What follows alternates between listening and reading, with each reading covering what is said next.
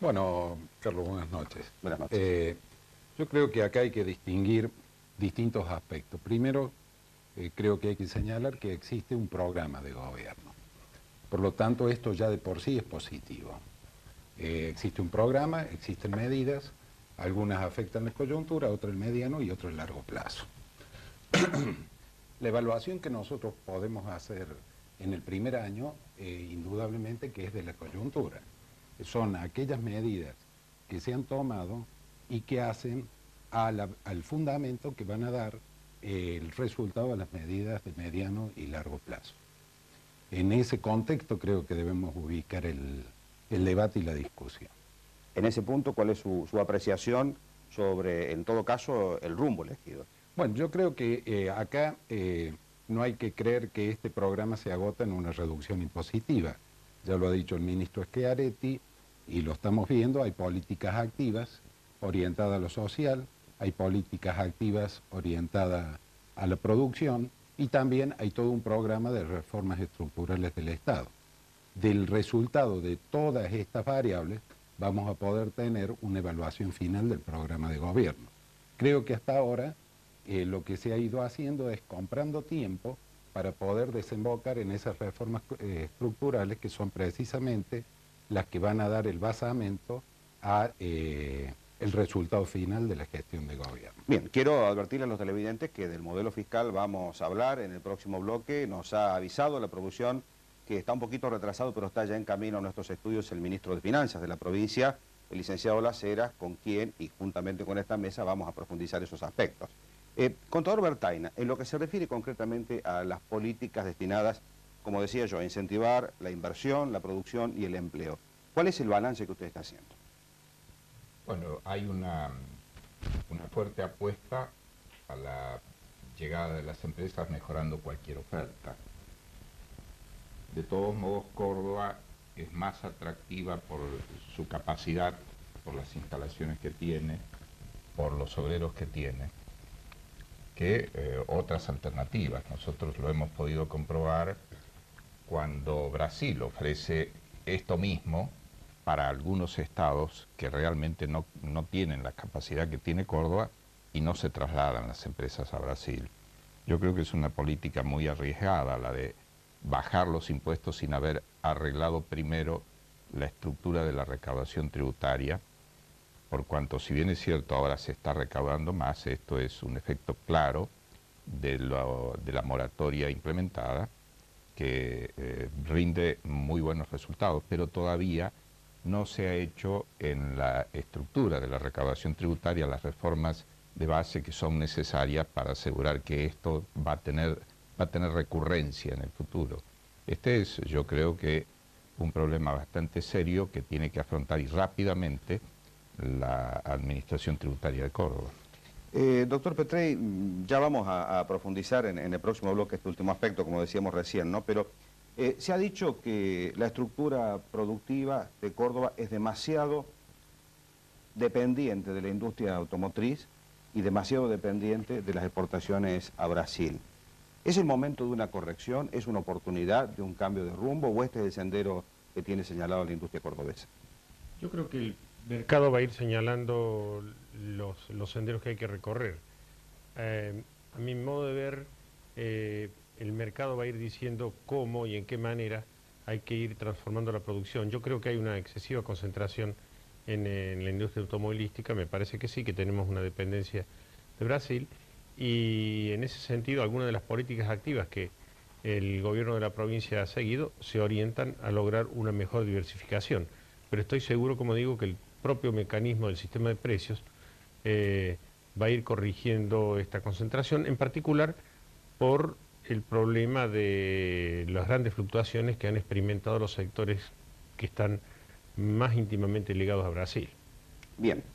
Bueno, y uno de los aspectos es el que señalaba el doctor Petrey, ¿no? Cuando hace mención al sistema de precios relativos, implícitamente está aludiendo, como cuando aquí se mencionó la rebaja de impuestos, por ejemplo, al tan mentado costo Córdoba, y también a la necesidad de crecer hacia afuera, de incentivar las exportaciones. Y la gran asignatura pendiente en esta materia es la creación de un ente mixto que en su momento se mencionó incluso dentro de la plataforma partidaria en el proceso electoral, para fomentar las exportaciones cordobesas. Sobre este punto también hablamos con Schiaretti. Schiaretti, el último tema, brevemente, ¿por qué a un año de la gestión de gobierno todavía el Pro Córdoba es una asignatura pendiente? Porque estamos viendo cuál es La falta de competitividad que tiene en algunos actos las eras es, en definitiva, la sustentabilidad de este modelo de rebaja de impuestos acompañado también de reformas estructurales. Vamos a comenzar por el contador Bertaina para pedirle su apreciación, su balance sobre este punto. Bueno, tenemos que ver, insisto en esto, que la recaudación de este año está muy vinculada a la moratoria, que el último mes informado, desagregado de moratoria, fue el mes de enero. En el mes de enero había 13 millones de moratoria. Supongamos que haya bajado, porque la moratoria va cayendo, y pongámosle 11 millones en el mes de junio. En el mes de junio, entonces, la recaudación propia de la provincia habría bajado a 60 millones, la que se puede tener presente en el futuro, luego que la moratoria desaparezca.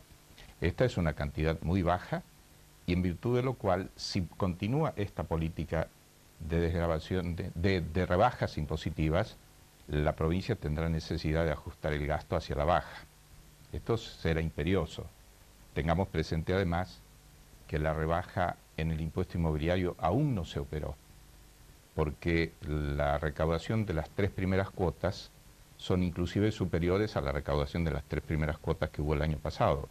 La caída del impuesto inmobiliario se va a producir recién a fin de año, cuando ya no tengamos cuarta cuota, porque las cuotas que se vinieron sucediendo coinciden con las cuotas que el año pasado vencía el impuesto inmobiliario. De modo tal que, insisto, yo creo que la provincia necesita, y creo que lo va a hacer porque tiene un muy buen equipo. El ministro nos da permanentemente indicios de su solvencia y capacidad, pero creo que va a tener que reducir profundamente el gasto público para poder sostener esta política de reducción de tributos y, sobre todo, esta política ofertista que nos trae empresas que no pagan impuestos y sobre las cuales tenemos que hacer aportes para que se instalen. ¿Coincide, Paglia, con este análisis, con esta previsión de un ajuste del gasto casi inevitable por una recaudación que comienza a desacelerarse? Totalmente, es el planteo que yo hacía al comienzo. O sea, el marco acá es decir, ¿cuál va a ser el tamaño de Estado que se va a financiar con los ingresos genuinos que se obtienen después de la reforma tributaria? Y en esto ha habido algunas señales alentadoras. Lo escuchaba yo al doctor Petrey en el precoloquio de IDEA cuando él planteaba la necesidad de un seguimiento en el manejo austero del presupuesto. Creo que ahí está la clave y ahí es donde vamos a poder decir si ha habido una correspondencia entre la baja impositiva y el ajuste en el tamaño del gasto del Estado. Bueno, acá el ministro ha dicho que ha habido una correspondencia plena. ¿Usted cómo lo evalúa, doctor Petrey? Yo creo que este análisis tiene 2 o 3 facetas que es importante presentarla y separarlas. Primero, yo quisiera, digamos así, responder o tratar de contestar y analizar la situación de la recaudación impositiva y el grado de sustentabilidad. Ha habido varios trabajos que han discutido los economistas y los especialistas aquí en Córdoba, en donde en términos generales se ha dicho que la rebaja impositiva ha sido exitosa o medianamente exitosa, pero que sin embargo la recaudación acusa una baja como consecuencia de la baja de las tasas, no en la proporción en que las tasas han bajado.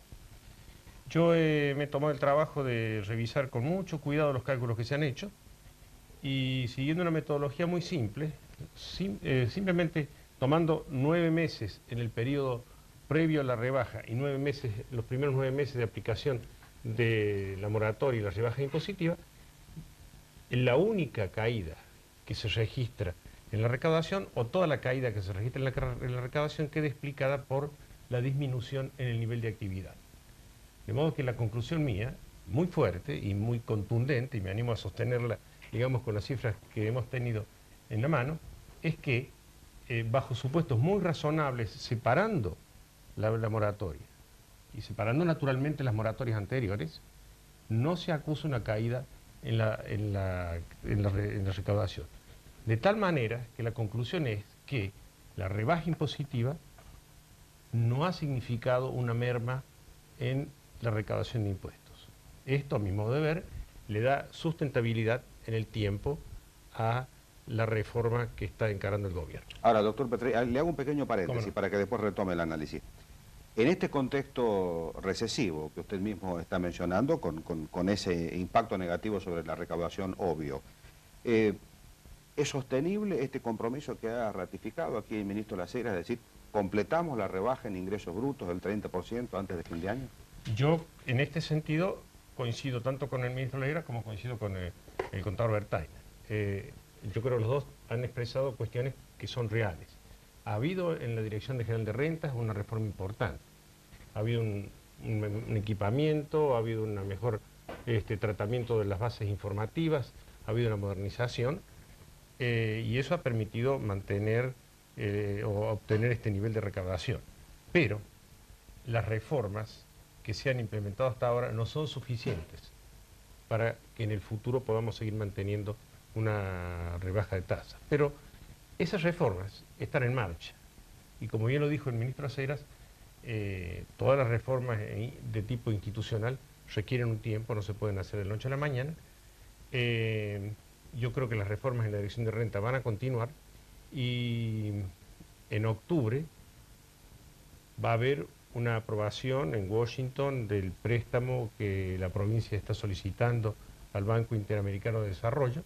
Eso va a permitir atraer recursos importantes, una parte de los cuales va a ser destinado a la modernización de la Dirección de Rentas, y yo confío en que con esos recursos, más las reformas que están en marcha, se va a poder compensar la posible pérdida que ocurra como consecuencia de adicionar nuevas rebajas impositivas.